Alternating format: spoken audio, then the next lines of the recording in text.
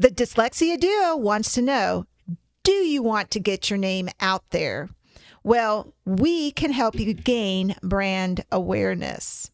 We build better brands simply by taking your own vision for your business and helping it reach a wide variety of audiences. Benefits to advertising on the Dyslexia Duo podcast include direct access to a diverse audience of parents, caregivers, and educators. Association with experts in the field. Also, continuous traffic to the podcast means repeated exposure to your brand. You will be supporting a small business that advocates for children's education and options available to obtain measurable results. Just contact us either through Facebook at The Dyslexia Duo or through email, thedyslexiaduo@gmail.com. Thank you. Hi, this is Amy. And Melissa. We are a couple of retired Texas teachers who are CALTs, Certified Academic Language Therapists. We started our own businesses, and now we have a podcast called The Dyslexia Duo. So join us for our informative podcast, where we'll delve into dyslexia, covering the topics that affect parents, therapists, teachers, practitioners, and anyone who wants to learn more. We'll guide you through everything you need to know, from the first signs to the intricacies of dyslexia curriculum placement and beyond. This season, we will cover the referral process, what to expect when your child or student is dyslexic, the generational impacts of dyslexia, and how to support those affected. Come join us.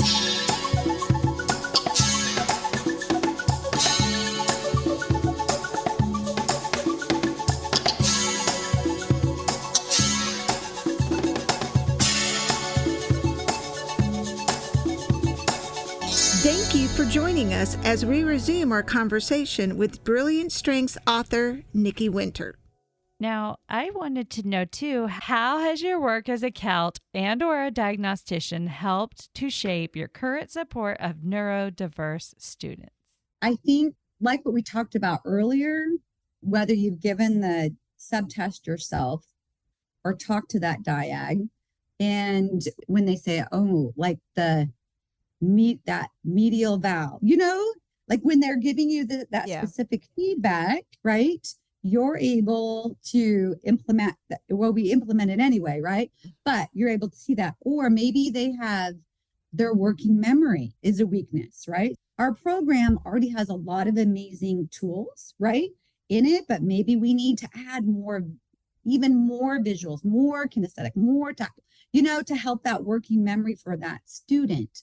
So I think it's just that lens that we use as therapists when we're working with our students. I've constantly wondered if I should go back and get my diagnostician certification, because I do think it would give a bigger, brighter, microscopic view into how these children work and maybe help them a little bit better. So I'm interested to know, like, as far as when you work with them, do you ever notice, okay, I tested this child, maybe you've tested them and worked with them directly. I've tested them and I see that they do have a difficult time with their processing speed. Do you ever pull in different activities that might help with that processing speed? And what would you recommend, or something of that nature? Processing speed. You can have a podcast on that. Oh my gosh. Yeah, absolutely. Oh my gosh. So let's say if a student has dyslexia and weakness in cognitive processing speed, right? Your rate might be a little different as you're teaching them. And then if you have a student with dyslexia, a weakness in processing speed and working memory, right? That whole triangle. So Melissa, you're exactly right. So when they have those weaknesses, we're going to adjust how we teach as CALTs, and that's why we're therapists. So my students who have a slower cognitive processing speed, I'm going to go at a rate that's maybe slower than I would do with someone that has an average cognitive processing speed. Students with that weakness in working memory, we're going to draw. We're going to draw We're going to do things with clay. We're going to hop through hoops, as they blend. If they have deficits in that short bell, like we're going to pull all those things in, the visual, the auditory, the kinesthetic, the tactile, for those students. That's really good information. And I appreciate you sharing that with me, because I do have different students that have had those types of deficits. And I would love to know, okay, am I doing everything right? Am I helping this child? I, as a therapist, you can be prescriptive, but am I prescribing the right thing? That's always been my wonder. And I think, well, as a diagnostician, would I do it better, or would I have more tools in my tool belt? So, our students with average cognitive processing speed, they're making progress, and it might be more at a more steep incline, right? Mm-hmm. Like, where students with a slower processing speed are making progress. It just might not be as steep as a slope. Right. But they are making progress. And then I guess it's a diamond, right? So if you have the dyslexia, the processing speed, the weakness in working memory, and then you have the anxiety. Mm-hmm. Okay? Because I don't know if y'all ever had a chance to listen to Nancy Distrelick, who is now Nancy Hannigan. Yeah. One of her things, which I love, she's, talked about like a brainstem child. When your anxiety or your stress is so high, like your thinking can stop here, at the brainstem. And that's another reason why we want to lower that anxiety. So the cortisol goes down, right? And the endorphins go up. Right. And I think that's when your book comes into play. Your book will help them recognize where their weaknesses are and help them recognize that they are working toward their resiliency, their innovation. All of those things are going to help them build their self-worth, basically, and bring down the anxiety. That's hopefully would be the goal, in my opinion. Mm-hmm. So being the QI, being way into training, and this is just also something to me. I've had the books here for a while, and I'm starting actually with an older student this week. And so I'm thinking, okay, I need to sit down and look at this, because this is a student who has completed a dyslexia curricula, but we need to do some fine tuning. And I thought, oh, this might be a good place to start. And then I'm looking at it going, ooh, I wish I had some formal training in this to make sure I'm implementing it the correct way. Do you offer training for teachers, therapists, parents on the Brilliant Strengths model? I do. So I was just at Region 6 this summer in Huntsville and did a training for therapists there. I've gone to schools in person and done training. In just a couple of weeks, I'm doing a Zoom training with a school in North Carolina. An educator reached out to me and she said, can you just train our whole school? It's our professional development day. Can you train our whole school? Nice. And so I'll be doing that. So yeah. Send me that Zoom link. No, I'm just kidding. I know you can't. I know you can't. I always say that, hey, if you can get me in there, get me in there. No, I would love to be fly on the wall. So when you have something that's open to the public, let me know. Okay. Okay. In your opinion, what is the biggest hurdle to overcome as an educator of dyslexic and neurodiverse students? Well, I'm thinking of a hurdle when people come up to me and talk about this program is time, because we are so fast and furious and we want to go through each component in our program. So I think time. Yeah. And so for me, even though I've done this for years, it is tricky for me. And so I just have to say, that's the first thing we're doing on Wednesday mornings, or the first thing that we're doing in that section, or I just have to schedule it so that I can do it. Because as you know, as therapists, we're going through our program and then all of a sudden time's done. And so I've had just to make a cognitive effort. And so I think that's one of the biggest hurdles for therapists, because they want to help their students in their self-esteem, but it's that time issue. That time issue. I completely agree. When talking to parents or even other educators, because I've heard other teachers in different districts in different states ask, what have you perceived to be the biggest hurdle that parents or even educators have to overcome when trying to get help for their child or trying to get help for their student that they suspect may be dyslexic? The first biggest hurdle is testing. Yeah. Getting their child tested. So I think that's the first hurdle. Thankfully, in Texas, we have the dyslexia handbook. Yeah. And I love to refer parents to that, when I'm in conversation with them, and then to encourage them to send an email in writing that you would like your child tested. So I think testing is the first hurdle. And then I think the second one that we kind of talked about was that support for parents. Because like you mentioned earlier, it doesn't affect just that student, it affects the whole family. And I think support for parents is really important, whether it's information that we get to share with them, whether it's a website we can refer them to, or a book that we can refer them to, or a support group that we can refer them to. I think that is another important aspect of that. Perfect. I like that you said that this was something that even parents could use with their kids, because a lot of parents will say to me, well, what can I do at home? And of course I say, read with your child. That's number one. But this is also something I can add to my list. Yep. Practice this brilliant strengths model. It is. And since I started with my students who were homeschooled, right? So their parents also would be, implementing it with them. Especially if you do have a therapist who doesn't quite have the time to get through all of that. Yeah. And it could just be a support system at home that the parent could use. And what a way to bridge that gap with the family too, where sometimes there are arguments and fights and difficult relationships that a family might have when a child has a learning disability. Even the best intentioned families still have problems getting through homework and dealing with the teacher emails, because they sure do come, and going through all of that process. This could take that load off of that family that's struggling. And I was going to say, I also think it's good that the kids hear the consistent verbiage at school and at home as to what their strengths are. And that really helps with the self-esteem. It does. And I think too, we know the genetic component of dyslexia. Yeah.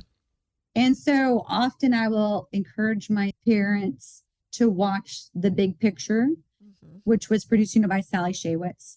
And I've had parents come up to me and go, that was me, or that was my brother, or that was my uncle, right?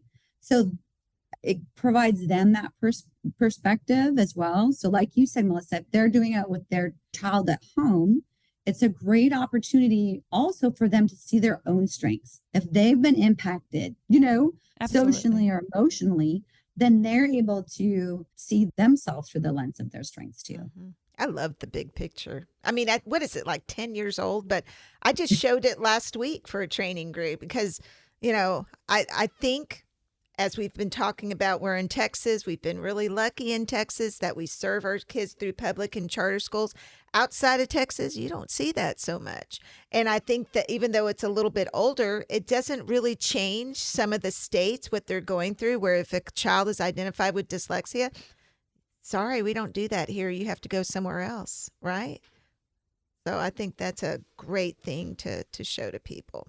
As far as advice that you would give to children, I know some of the things that I would advise children when they're first diagnosed with dyslexia, when they come into my classroom, we talk a lot about what that means, what dyslexia means. We give it a label. We talk about how bright they are.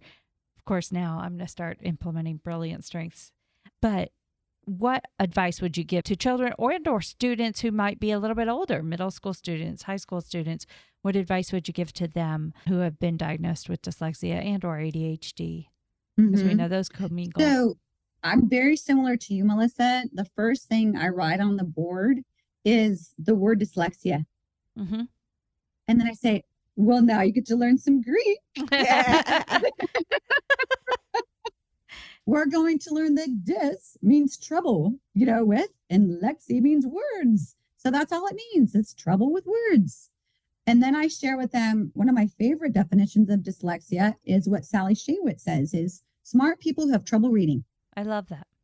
And so because immediately, because students unfortunately, they think they're dumb because they have compared that weakness, right, of reading with everyone else. And so since they have trouble reading, they consider themselves dumb. Mm-hmm. And so that's why I love for them to see what the word means literally. And then that paraphrased version of Sally Shaywitz. And then what I go into, Melissa, which you did in South Lake, which I love, and I've continued to do it, is we do the brain lesson with the grapefruit. Oh, yes. And so because I mean, on my wall, I have the MRI imaging of that Dr. Shaywitz did with before dyslexia and the dendrites that, were there. And then after therapy and how those dendrites grew.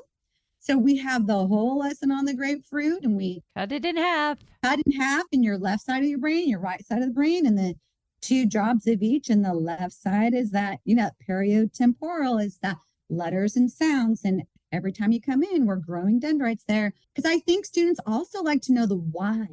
They want to know the why. We can give them the big long word. It's neurobiological, right? Or we say, you are created this way. And so we're going to grow dendrites right there every time you walk through the door. And so I think I like to give that, like I said, the literal, the short, that paraphrase version, and then the why behind it. Because then they're like, okay, I'm going to grow dendrites, oh my gosh. Okay. So this one time I had a student, this is my left side, but it shows opposite. He's going like this across from me.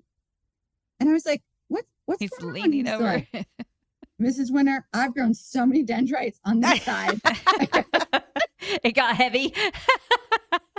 That's good.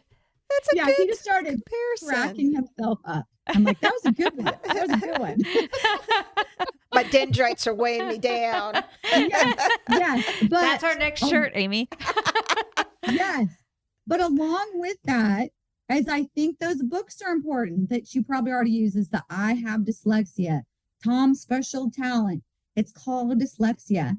And then I came across new books that are out. Her name is Kristen Weltner, and I met her at the Dallas IDA meeting last February, March, I can't remember.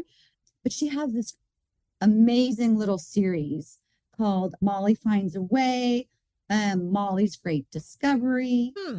They'll have the same character of Molly. So first when she finds out she has dyslexia, and then the strengths that she realizes in that. And then another one of her books, The Great Discovery, has to do with self-advocacy. And so I love those books because she makes Lexia the little character in her book. So that's been my newest favorite book to read to students who are newly diagnosed. Wow. Honestly, I hadn't heard of these books before. That's great advice. Go right to Amazon. I do thrift books. I can't afford the first copy. I'm sorry. Go to the secondhand store. That's my go-to. We'll be right back after a word from our sponsors. Hi, this is Melissa with Kids First Dyslexia Services. I am excited to share with you my private practice. Kids First Dyslexia Services is a private practice that specializes in dyslexia therapy. Each one-on-one session focuses on instruction specific to your child's needs in a nurturing environment that develops self-esteem, builds confidence, and fosters a sense of accomplishment, resulting in happier kids with higher levels of achievement. We provide a professional, personalized experience, always putting the child first. We value the relationships with both our students and parents, because strengthening skills and overcoming hurdles to achieve desired goals and success is a team effort. For more information, please visit www.kidsfirstdyslexia.com.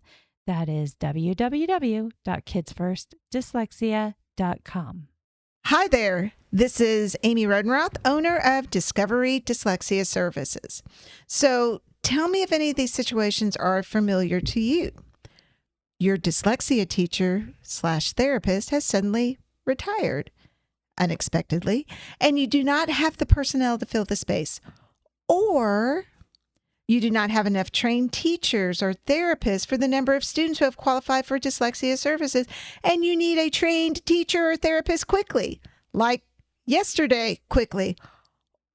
Or you need a teacher to provide compensatory services, and you do not have anyone that can provide what's needed. Well, what do? I'm going to tell you what you can do. You can call Discovery Dyslexia Services. Discovery Dyslexia Services can help you with your various dyslexia concerns. We have multiple CALTs who can provide virtual small group therapy. We can also train your teachers in most dyslexia curricula, either virtually or on site. Just let us know how we can help support you. For more information, go to our website at www.discovereed.com. Let me spell that for you. DYSCOVEREAD.com. And I know it's a funny name, but we're providing huge services for our dyslexic population. So keep in mind, Discovery Dyslexia Services, covering all your dyslexia needs. Let's return to the show.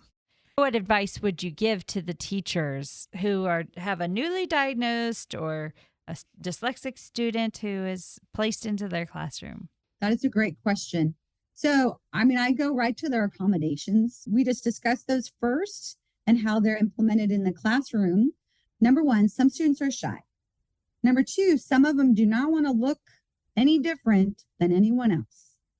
So we talk about how can we work together on this. So, let's say the teacher's last name is Smith. She'll put, every single student will have a laminated S on their desk or a question mark. So when that goes on their name plate, on their desk, they know that student has a question. And that is great for those students who are very hesitant to use those accommodations, right? So if they see that, then that teacher can go over there and read it out loud. Do you know what I mean? Use one of those accommodations with them. The second is I share with them we're focusing on their strengths. And I would love to know what strengths you see in their classroom.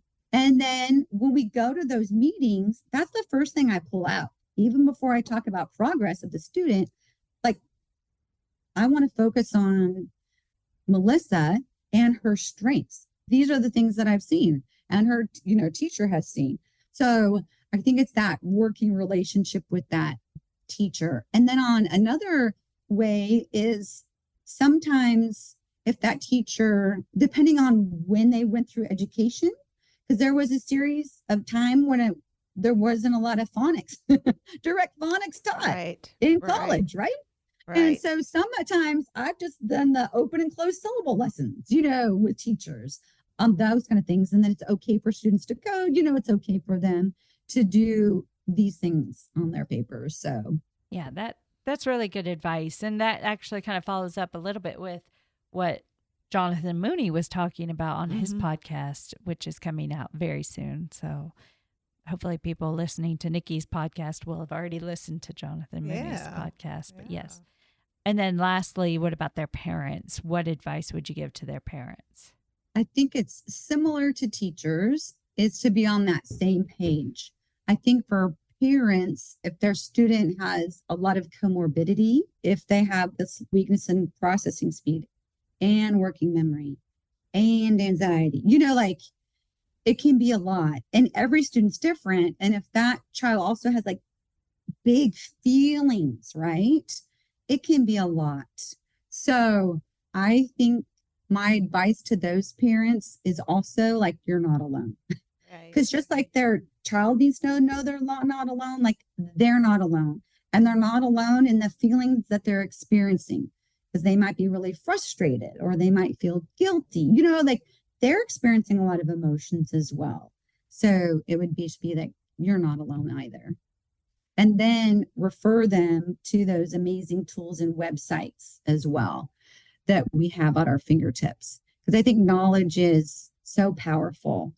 And when they read about other people or traits, or just like we talked about earlier, like in Liz's book, Brilliantly Dyslexic, when they're reading about these other inspirational people with dyslexia, they're also focusing on strengths. So it's helping them change their perspective as well. Thank you for that. That is so great. And I hope that our listeners will really take that to heart and really try to find a way to incorporate some of your suggestions into their daily practice. So thank you so much. So you've given a lot of really good book titles and you've talked about some websites. Well, before we go to that, though, where can listeners find your books? Because I know it's not on Thrift Books. I just looked. Where can we find yours? So it's on Amazon. It's on Barnes & Noble here. And then it's out of many independent bookstores, which I love. It might have to be special ordered, if you go to an independent bookstore. And then in England, it's on Waterstones. Oh, Water. Can you spell that? Waterstones. Oh.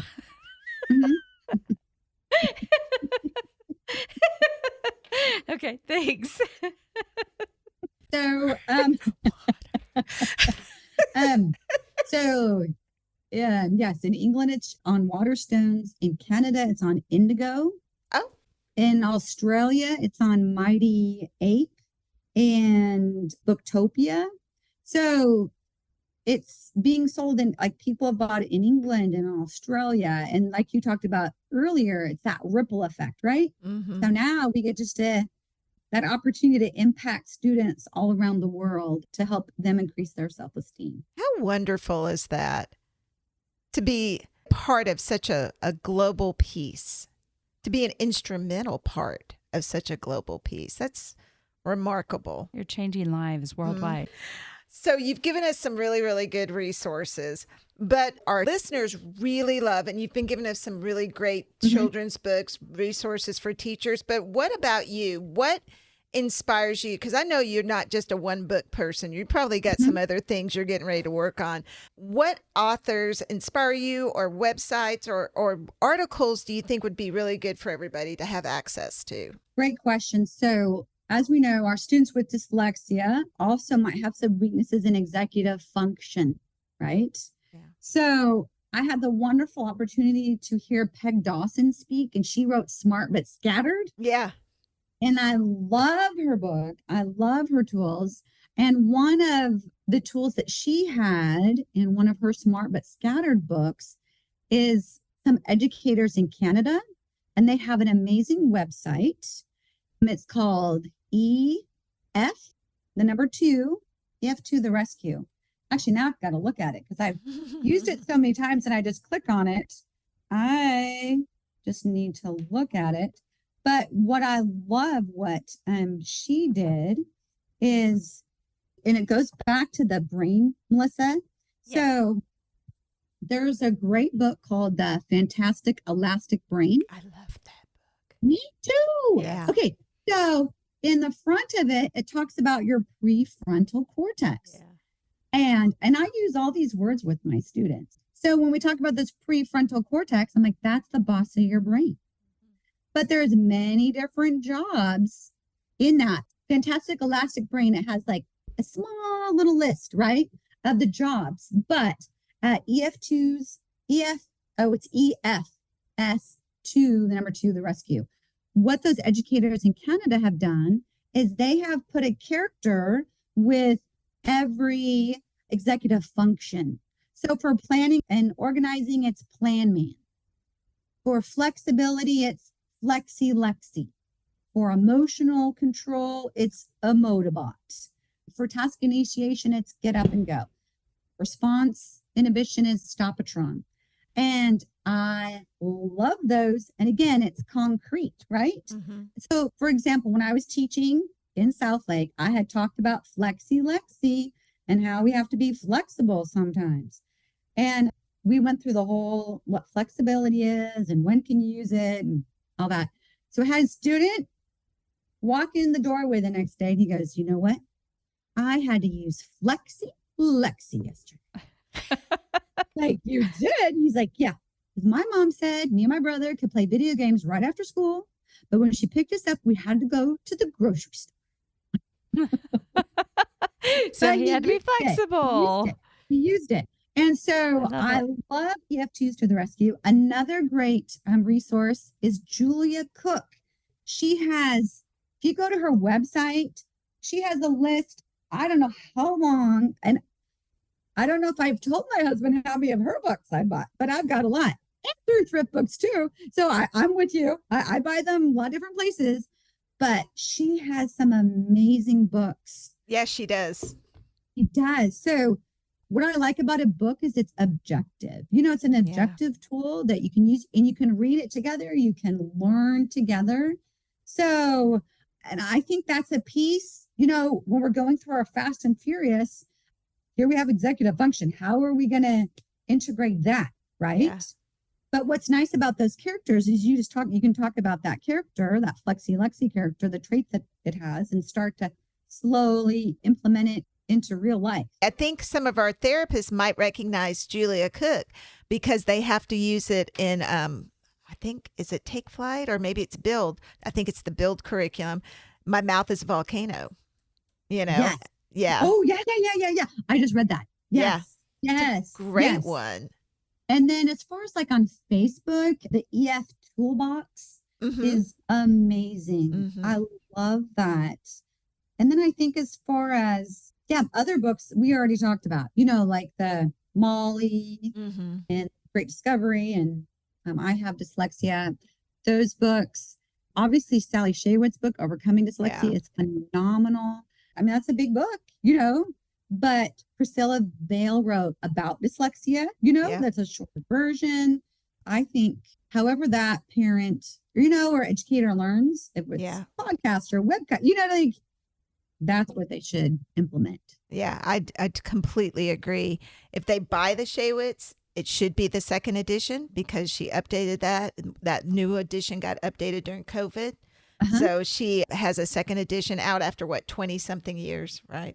And then the Priscilla Vale one. About dyslexia. Yeah, that's a great one, but she's no longer with us, so it's hard to find, So when you find about dyslexia at half price or thrift books and it's cheap, grab it because most people try to sell it for like $75. But it's great information. It is great information. You're exactly right. And then I think the dyslexia handbook here in Texas. Oh, love it. I mean, that I refer teachers, parents. I mean, that is amazing and so thankful that we have that here. And it's comprehensive. Holy cow. Have you ever looked at what sources they've quoted and the contributors listed at the front? I'm just going, wow, that's huge. They're kind of the leaders, aren't they? I do recommend people check out their state's education website to see if they have something similar to our Texas Dyslexia Handbook, because there should be some legislation, at least, on how they handle special education and or dyslexia identification, dyslexia intervention, things of that nature. Well, I still think there's states out there where they're just saying SLD so they don't have to do dyslexia therapy or curricula with them. So, well, hopefully those states will start to come around. Nikki, you have been a wealth of information. It has been so fun to have you on our show. And I thank you so much for your time and for your creativity in creating that wonderful book, Brilliant Strengths, so that people can use this at their classroom, as a practitioner, as a parent, at home.